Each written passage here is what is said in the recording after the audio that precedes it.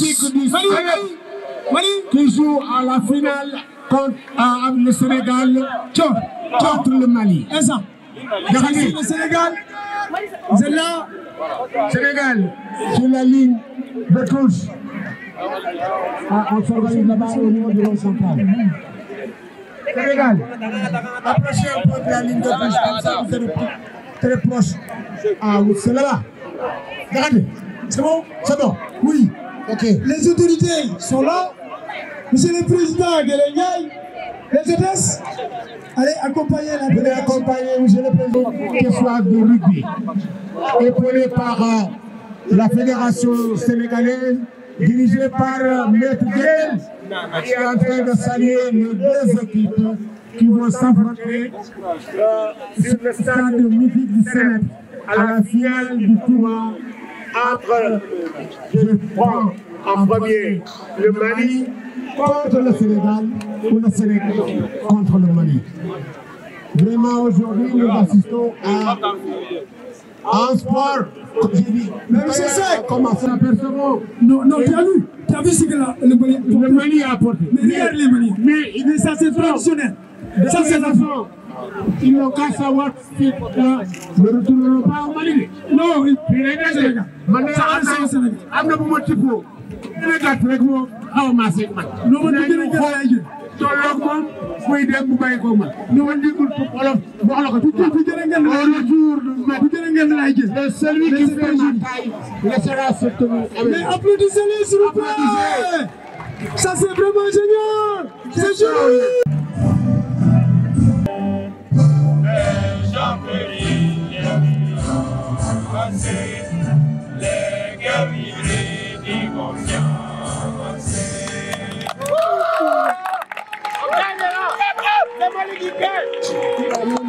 En cœur, tout le monde, que le stade vibre au son de l'hymne national du Sénégal.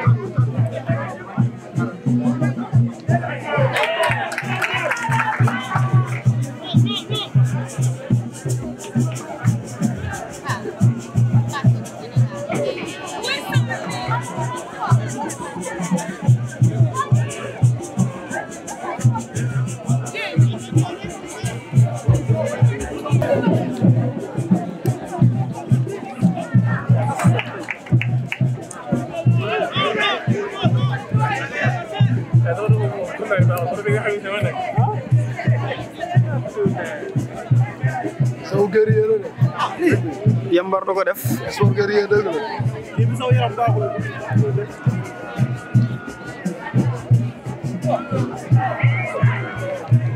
karal du dem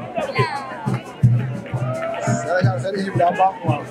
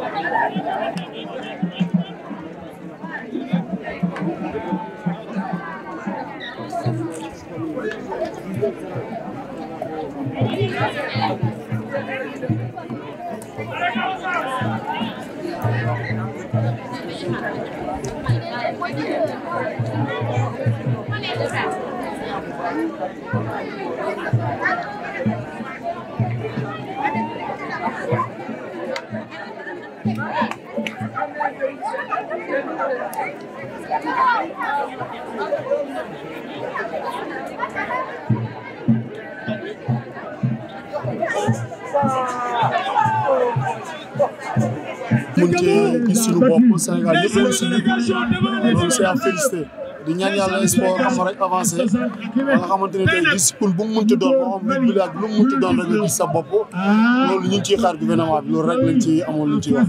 tey du dara parce que peut-être ñun ëpp nañ leen avantage bi mooy maanaam dem nañ international yi ñoo xam ne def nañ ko voyagé depuis pas mal d'années ñu ciy dem di ci gis di ci am ay défaites xam nga di ci jàng lu bari ñoom c'est la première fois ñu daje ñoom compétition bi nii yoon la ñu ëpp nañ tous les niveaux parce que boo xoolee dañ koy gis ci détails yu bari ñu naan détail mooy mun tax nga gagné détail mooy mun tax nga perte détail yooyu suñu côté la nekkoon kon sant yàlla la rek amul leneen c'est juste dañuy continuer liggéeyam dañuy travail parce que.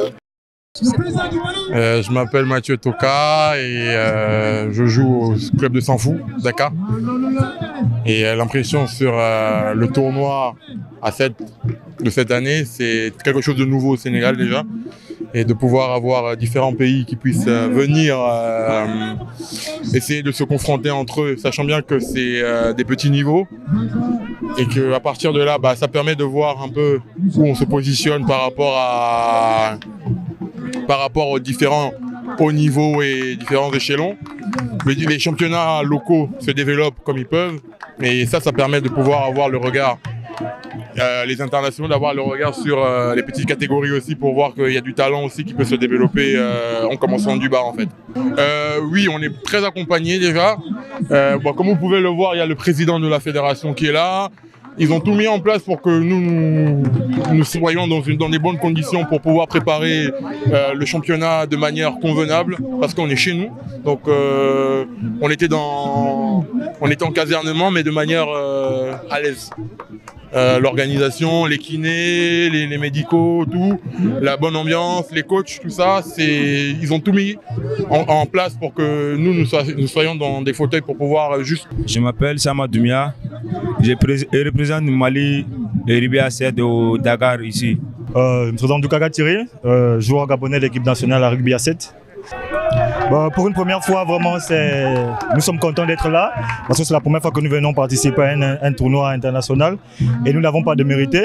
Parmi les 5 équipes qui ont participé, nous ne sommes pas sortis derniers ni premiers, mais nous sommes au milieu et ça fait plaisir en fait. Et nous allons nous préparer mieux pour la prochaine fois en fait. Nous sommes, pour le moment, nous avons le championnat chez nous. Nous avons 7 équipes sur Libreville, nous avons 2 équipes sur Port-Gentil et nous faisons des championnats, donc ça nous permet au moins de nous mettre en jambe. Comme je disais tout à l'heure, c'est la première fois pour un tournoi international et ça fait plaisir de participer et nous allons aller retravailler mieux pour revenir en fait en force. Merci encore du soutien et merci encore aux Gabonais qui sont ici à Dakar parce que nous avons eu du soutien de nos frères Gabonais qui sont quittés de Dakar pour Thiers et merci encore vraiment pour le soutien et merci au pays encore. Merci à vous. Merci beaucoup madame. Oui, bon, on est déjà très heureux. Moi je m'appelle Traoré Boubacar Sidiki. Je suis malien, je suis international malien depuis 2008. Donc j'ai arrêté mon carrière en 2017 suite à une blessure. Donc actuellement je suis adjoint au coach et je suis physiothérapeute aussi au niveau de la fédération malienne de rugby. Donc je joue le rôle de trésorier aussi au sein de la fédération. Nous sommes vraiment très heureux pour une première fois que ce genre d'événement se passe ici. Parce que, comme tout le monde le sait, le Mali a eu des petits soucis au niveau de la fédération pendant 2 ans. Mais actuellement, on a pu mettre la fédération en place. Donc, on essaye de donner une nouvelle visibilité à la fédération malienne. Donc, on s'est dit chez nous qu'on ne peut pas rater cette occasion. On vient juste d'être investi par les ministères. Donc, on ne pouvait vraiment pas rater ça. C'était une occasion pour nous de venir jauger un peu nos joueurs qui ça fait déjà 2 ans ils n'ont pas fait de compétition, venir voir un peu leur niveau et puis essayer de préparer les compétitions à venir. C'était une très belle occasion pour nous. Donc, nous remercions les organisateurs qui nous ont invités. On est là pour 2 compétitions. On est là pour Dakar Seven. On va faire le Tirek aussi qui se passe à Dakar ici. Donc vous allez encore nous voir parmi vous, Inch'Allah. Je suis entièrement satisfait. Là, le tournoi a été organisé par des professionnels. C'est un tournoi qui est vraiment à un très haut niveau parce que c'est le World Rugby qui est là. Ce sont les arbitres de World Rugby, ce sont des commissions juridiques de World Rugby qui sont là, qui représentent aujourd'hui. Donc le tournoi est à un niveau vraiment international. Moi, je suis vraiment très heureux d'être là aujourd'hui et voir tout ce niveau et puis le niveau d'organisation. Depuis qu'on est arrivé, on est à l'aise. On va à notre et occupation tranquillement, sans problème. Les joueurs, on n'a pas de problème, on a la nourriture, tout est millimétré auprès. Donc, on ne fait que s'en réjouir de l'organisation. Ouais, les performances des nations, depuis qu'on n'est pas là, déjà dans notre tête, on avait un classement. On savait ce qui allait se passer. On voulait vraiment titiller un peu cette équipe sénégalaise parce qu'elle est là, ça fait très longtemps, on le sait. On connaît les joueurs, on les voit à l'international, ils font beaucoup de choses. Voilà, donc on essaye de les pousser un peu. Si on arrive à les titiller un peu chez eux, peut-être que dans les jours à venir, les enfants ils vont prendre confiance parce qu'on a amené l'équipe le plus jeune, je pense, du tournoi. C'est des jeunes qui ont 18 ans. On a 3 personnes qui sont aux alentours de 18 ans. On a un objectif de 5 ans avec la fédération. On veut que ces joueurs-là soient un jour des cracks. On veut vraiment qu'ils remportent tout. Donc on est là juste pour les oser un peu. Ouais. Qu'ils soient fiers de leur fédération, qu'ils soient fiers de l'équipe nationale. Les jeunes, ils ont tout donné. Nous, on pouvait seulement que de les pousser, mais ils ont tout donné. Moi, en tant que physio aujourd'hui, je vois les jeunes, ils se sont dépassés. Je suis vraiment fier de eux. Ils ont joué avec des tontons, des grands frères qui étaient dans l'équipe sénégalaise, mais ils les ont tenus. À un certain moment, j'ai même cru qu'ils allaient remonter. Mais bon, voilà, c'est la loi du jeu. On est obligé de l'accepter. La tenue de ce tournoi. Donc, merci encore une fois au commandant de l'agence.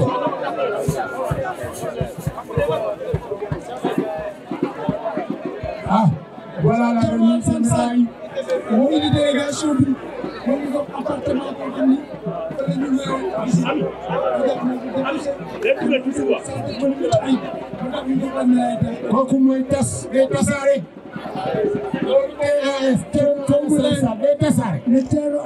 merci à monsieur Thierno Alassane Sall qui vraiment encore une fois nous a offert xam nga boo amee gan boo bañu toog boo leen dugalee foo xam ne duñu toog bu naaj bi amee duñu ko xam bu sedd bi amee comme ni ñu dugg si bi ñu sàngoo ci biir hôtel musu kooku kenn mënu koo fay kon vraiment merci encore une fois à monsieur Thierno Alassane Sall sama turando. Merci à la délégation guinéenne qui vraiment est sortie du lot à la 3e place. Félicitations à la délégation guinéenne. am na loo xam ne boo amee il faut que ñu am ko fa toog ndax pekk ñu bu neexee yaa tey ci wax bi dañoo jàpp ci wér la clinique Kumba kenn mën nañu def ndaxte ambulance baa ngi ni toog yàlla bu ci kenn dugg waaye day prévoir yàlla bu ci kenn yéen day prévoir kon nag merci encore une fois à la clinique Kumba à son docteur. La délégation malienne pour recevoir la médaille d'argent. Ah, ça c'est il y a eu le Mali. Attendez la photo. Le Mali. Guinée.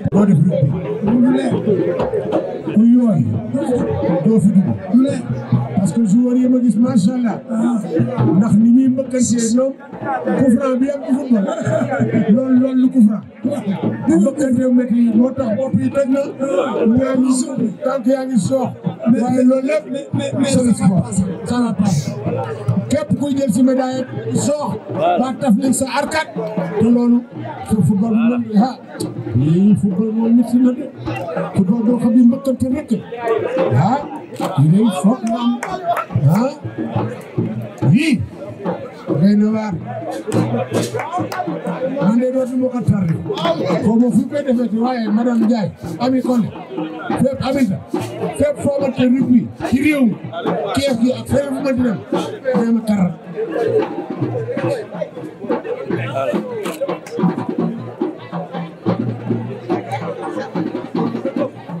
voilà les joueurs du Mali qui reçoivent leur médaille. Et félicitations aussi encore une fois à l'équipe malienne qui a quand même cette fois-ci le national. Rien que le nombre de buts marqués en atteste. Parce qu'on est marqué pour les alors nous cette fois-ci. Monsieur vont remettre vraiment des médailles d'or à l'équipe sénégalaise. À tout seigneur, tout honneur. Monsieur Kedel, concernant l'équipe du Sénégal pour la médaille d'or.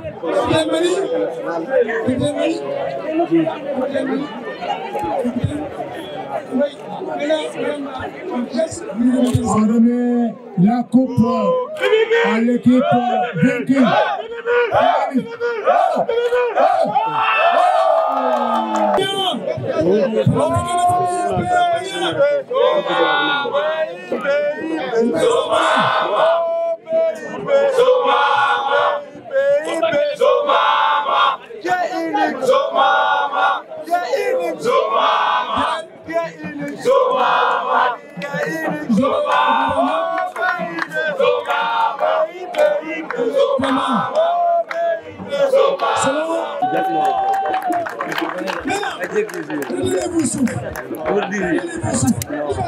Qui repousse, madame. Qui va donner Ah, il y a fallu les champions, derrière la photo de famille, les champions, revenez au souffle, il va remettre la coupe. Oh, chef de délégation. La famille, oh, honneur, applaudissons. Merci.